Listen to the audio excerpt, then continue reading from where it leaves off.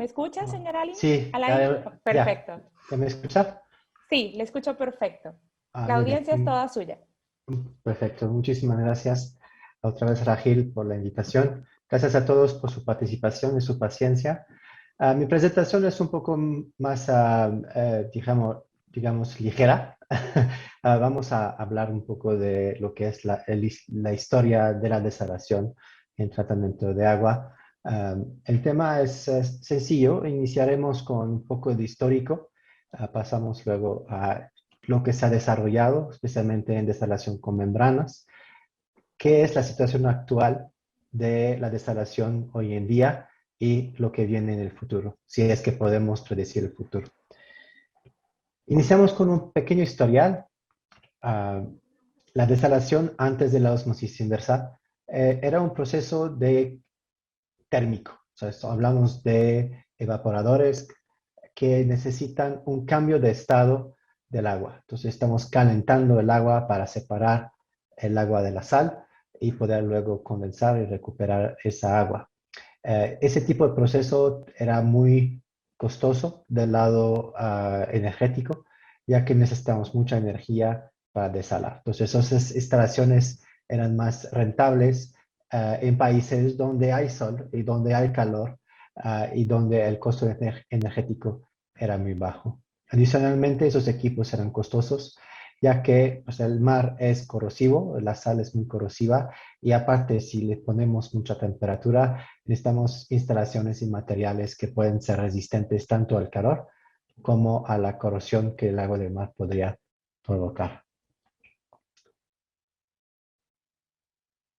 Ahora, cuando hablamos de ósmosis inversa, la ósmosis inversa requiere mucho menos energía, por el simple hecho que no requerimos un cambio de estado o de fase, digamos, del agua. No estamos haciendo que el agua se haga vapor y tampoco estamos calentando el agua. Típicamente una ósmosis inversa opera con la misma temperatura que viene con el agua. Son plantas mucho más modulares, donde podemos tener equipos muy pequeños hasta capacidades de metros cúbicos por segundo, instalaciones mucho más grandes. Y es un proceso que está en base a membranas de desalación. Entonces, como historial, aquí hablamos de, primero, membranas de acetato de celulosa, que eran las primeras membranas que se usaron en desalación. Es un proceso interesante con esas membranas, ya que no se ven como las membranas que hoy conocemos, eran un poco más capilares o tubulares y necesitaban mucha más presión y tenían un bajo rechazo en sal. La ventaja de esa tecnología era que sí era resistente al cloro. Esas instalaciones inicialmente se instalaron en sistemas militares, en embarcaciones, en barcos. El costo de capital de la época era más o menos alta, especialmente para reemplazar sistemas actuales o grandes instalaciones, plantas ya de gran tamaño. Como, entre comillas, vamos a decir, segunda generación de membranas, ya estamos usando membranas de poliamida, que es un polímero. La patente de Fintech, que es nuestra marca, se adjudicó en 1969 y empezamos a producir membranas de ese tipo a partir de 1977. Entonces no es una tecnología tan vieja, aunque ahora hoy en día es una tecnología común y muy usada en industria. Es mucho más resistente a hidrólisis por cambio de pH. Sin embargo, tiene menor resistencia o casi no tiene resistencia al cloro libre o a oxidantes presentes en el agua. Tenía mucha más permeabilidad, significa que por la misma área de filtración podemos producir mucho más agua que una membrana de acetato de celulosa y logramos producir un agua con mejor calidad, con mejor conductividad. Y una vez que tenemos la membrana, pues necesitamos poder usarla. Es ahí donde viene el diseño de usar un elemento espiral, donde tenemos varias capas o varios sobres, o como dicen en inglés, membrane envelope, donde tenemos En la línea beige que ven aquí son las membranas, la línea verde es el canal de permeado y lo que se ve como una malla es el espaciador de alimentación. El agua cruda entra por esa parte, por presión, pasa a través de la membrana y llega al canal de permeado, llega al tubo central, que es el tubo de permeado, y sale del elemento. Ya el agua que sigue en los espaciadores pasa a la siguiente membrana y así de manera consecutiva hasta salir del equipo completo. Entonces, actualmente, ¿qué es un sistema de desalación? ¿Cómo funciona con membranas de poliamida? Vamos paso a paso. Es un diagrama de una planta de desalación muy típica. Tenemos un sistema de captación que puede ser un pozo playero, puede ser captación directa del mar, puede ser lo que dice open intake, donde el agua del mar simplemente llega y ingresa a un tanque receptor. De ahí bombeamos a un sistema de pretratamiento. Ahora el pretratamiento puede variar desde filtración, desde ultrafiltración, microfiltración, clarificación, puede ser una variedad de cosas dependiendo del caso, del tipo de agua que estamos tratando, de su característica. Pasando al pretratamiento, pasamos ya al sistema de presurización. Tenemos sistema de bombeo, llegamos al rack de membranas y tenemos el sistema de recuperación de energía que nuestros colegas de RI estaban explicando hace un momento. El concentrado ya del sistema de osmosis inversa típicamente regresa al mar. Generalmente son puntos extremos. No descargamos el concentrado cerca del sistema de captación, pero se permite ya una distancia necesaria para poder no tener una mezcla y una contaminación del agua de captación. Ya de aquí el agua tratada llega a su cisterna y de ahí a los usuarios del agua tratada. Ahora, hablamos también de tercera generación de membranas. Entonces pasamos de membranas de acetato celulosa, pasamos a las membranas de poliamida y como vamos a tercera membrana, todavía siendo membranas de poliamida, pero ya de baja energía. Son elementos que logran tener un buen rechazo de sal, como en nuestro caso promovemos la CIMAX en este caso, que es un elemento que opera a mucha menos presión, todavía tiene un rechazo de sal aceptable, pero aquí el tema es el ahorro de energía que puede ser considerable y muy atractivo para ese tipo de instalación.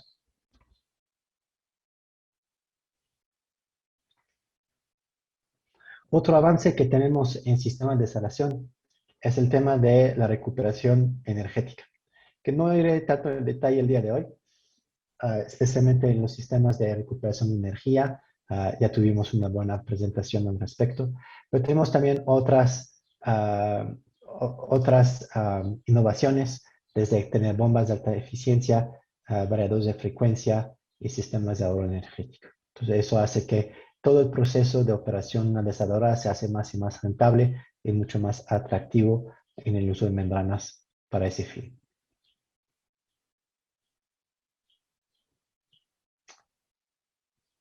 Otra optimización de costos sería está en el pretratamiento. Principalmente hablamos de ultrafiltración, que hemos logrado demostrar que la ultrafiltración a poder producir un agua de muy buena calidad, especialmente del lado de materia suspendida, SDI, por ejemplo, tener valores muy bajos de 2.5 o menor, hace que el proceso de desalación se hace mucho más eficiente. Al tener agua que no tiene partículas suspendidas, que no tiene bacterias, que no tiene partículas finas, la operación de la desaladora se enfoca principalmente a remover sal, que es lo que queremos con membranas de osmosis inversa. Queremos que se enfoquen en quitar la sal del agua. La ultrafiltración es muy interesante porque es un proceso también de membranas, pero al contrario de osmosis inversa, es un proceso que tiene una vida útil mucho más larga, principalmente porque tenemos un proceso de retrolavado que nos ayuda a limpiar las membranas de manera regular y mantener un desempeño muy estable y muy largo. Algo que tristemente en osmosis inversa no podemos hacer retrolavado. Si regresamos el flujo por el permeado, podemos tener problemas de delaminación y podemos dañar las membranas, algo que no vemos en ultrafiltración. Entonces, en este caso, la ultrafiltración comparado a filtros multimedia, por ejemplo, o filtros de gravedad, nos da la oportunidad de tener un agua de mucha mayor calidad, mucha mejor calidad diría, y eso hace que la operación de la desaladora se ve beneficiada.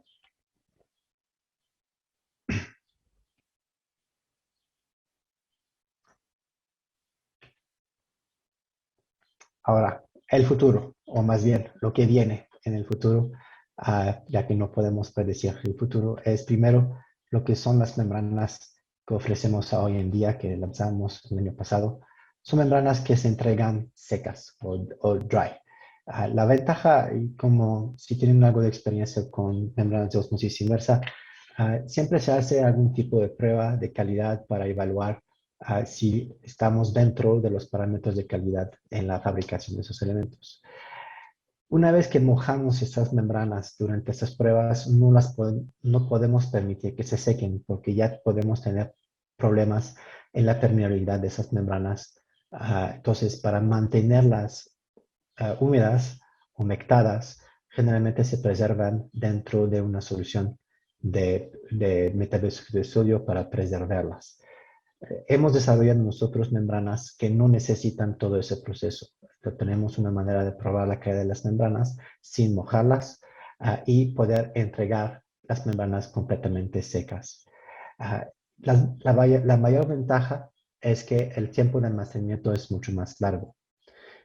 No es necesario estar revisando la solución de conservación, la solución de metabisulfito de sodio, ya que no tiene. Entonces, está empacada en el vacío y ahí no tenemos ningún problema para manejarlo. En cuestión de gestionar el almacenamiento de esas membranas es mucho más fácil, mucho más sencillo.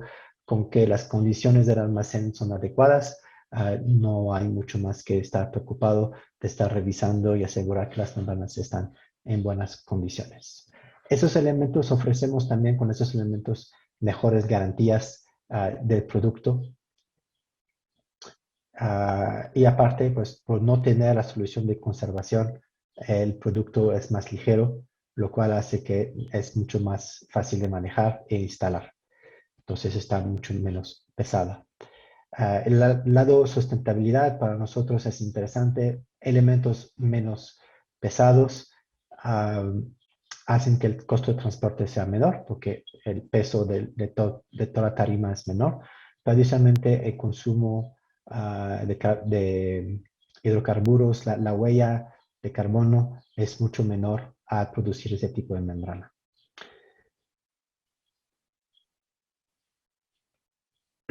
Son membranas que, como siguiente generación, son las membranas resistentes al esociamiento en agua del mar. Son membranas que se han diseñado con un espaciador que nos permite mantener un bajo diferencial de presión durante su operación. Si aquí podemos comparar la membrana A y la XFR que hemos lanzado, podemos ver aquí que el esociamiento tarda a incrementar el diferencial de presión, lo que hace que las membranas se lavan mucho menos seguido.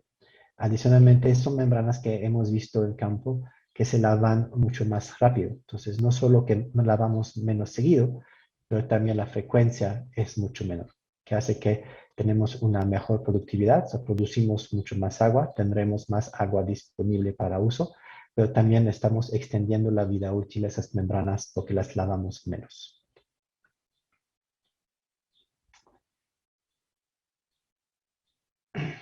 Entonces, comparando ese elemento a nuestros elementos estándares, vemos una operación mucho más estable, vemos menor presión diferencial, pero al mismo tiempo tenemos un consumo energético mucho menor, como pueden ver aquí por las curvas. Otra innovación que hemos presentado recientemente es un videofiltrante que llamamos Be-Free. El Be-Free es un elemento que es un videofiltrante que ayuda a reducir o hasta eliminar el crecimiento bacteriano y biológico llegando a las membranas de osmosis inversa. Como pueden ver en ese diagrama, esa membrana es una membrana sin el B-free. Lo que vemos en amarillo es el crecimiento biológico en la superficie de la membrana. Esa imagen en la derecha es una membrana que ha usado el B-free como pretratamiento y como pueden ver se mantiene blanca y limpia. Eso es un proceso muy revolucionario, muy interesante, porque lo que estamos haciendo con el B-free es eliminar los nutrientes que fomentan el crecimiento biológico en el agua. Y al realizar esa reducción de nutrientes, pues no hay crecimiento bacteriano en las membranas, haciendo que la vida útil de esos elementos de esas membranas se ve mucho más larga. Comparado aquí con las gráficas, como pueden ver aquí arriba, vemos que la frecuencia de las limpiezas es muy alta. Estamos hablando de cada 2 meses aproximadamente. Mientras que el elemento que tuvo el B-free, también con UFA antes, no ha tenido un alto diferencial de presión y no ha necesitado lavarse por más de 1 año de operación. Déjenme quitar aquí el láser. Entonces, ahí como pequeño resumen, vemos aquí la evolución de las tecnologías en desalación. Primera generación, filtración usando procesos térmicos y luego algún tipo de post-tratamiento para hacer el agua potable. Segunda generación, también pues, con tratamiento de filtración, pasamos a membranas de agua del mar con acetato de celulosa y su post-tratamiento. El post-tratamiento puede ser remineralización, que es común especialmente en el Caribe. Puede ser desinfección usando hipoclorito de sodio para asegurar que tenemos un cloro residual en el agua. Esos son los post-tratamientos más comunes. Tercera generación, ya hablamos de membranas de poliamida. Vemos también la incursión de la ultrafiltración como pretratamiento en lugar de filtración estándar y también el post-tratamiento después del sistema de desalación con membranas. Y como cuarta generación, vemos ultrafiltración seguido con el medio filtrante B-free, las membranas de poliamida de agua del mar, las de resistente al ensuciamiento, las membranas secas y su post-tratamiento. Y antes de terminar mi última lámina, quisiera aprovechar del espacio para promover los servicios de laboratorio que tenemos en DuPont Water Solutions. Nuestros laboratorios, pues tenemos varios a nivel global, donde podemos hacer lo que es un análisis de resinas de intercambio iónico, autopsias de membranas de osmosis inversa y nanofiltración, también de ultrafiltración, y también podemos hacer desarrollo de aplicaciones, pruebas piloto, evaluación técnica y, evaluación de fiabilidad o confiabilidad técnica de ciertos procesos. Y me enorgullece realmente mucho poder promover los laboratorios que tenemos en América Latina. El laboratorio de Sao Paulo, que también se volvió a inaugurar recientemente, después del movimiento de Dow a DuPont, tuvimos que desplazarnos. Entonces, recientemente ya hemos reinaugurado el laboratorio de Sao Paulo, Brasil, y la Ciudad de México, que es la imagen que ven aquí, también es el fondo de mi video, es el laboratorio también de la Ciudad de México, donde actualmente lo que podemos hacer es análisis de resina y desarrollo de aplicaciones, y estamos trabajando para poder realizar autopsias de membranas en México, posiblemente el siguiente año. Y con eso termino mi presentación y abro el foro a sus preguntas. Muchísimas gracias, Alain, por nuevamente estar aquí compartiendo tu experiencia y la de DuPont. Sí tenemos varias preguntas. Aquí tenemos una que dice, Alain, ¿cuál es el tiempo de vida útil del B-Free? Es una buena pregunta. Estamos estimando de 5 a 10 años fácilmente, porque es un proceso que no usa químicos para limpiarse, nada más se hace un retrolavado y se usa aire para permitir una mezcla dentro del medio filtrante y desalojar los excedentes de esa capa de biología que ha crecido en ese medio filtrante. Pero fuera de eso no vemos degradación de ese medio filtrante por limpieza química, por ejemplo. Entonces, la vida útil es bastante larga en esas instalaciones. Ok. ¿El Be-Free es un pretratamiento o es una sustancia que compone la membrana en sí? No, es un pretratamiento, ya es otra tecnología, es, uh, es tener otro filtro prácticamente antes del equipo de osmosis inversa. ¿Existen otras compañías que tengan membranas de agua de mar secas? Actualmente no, de lo que yo sepa no.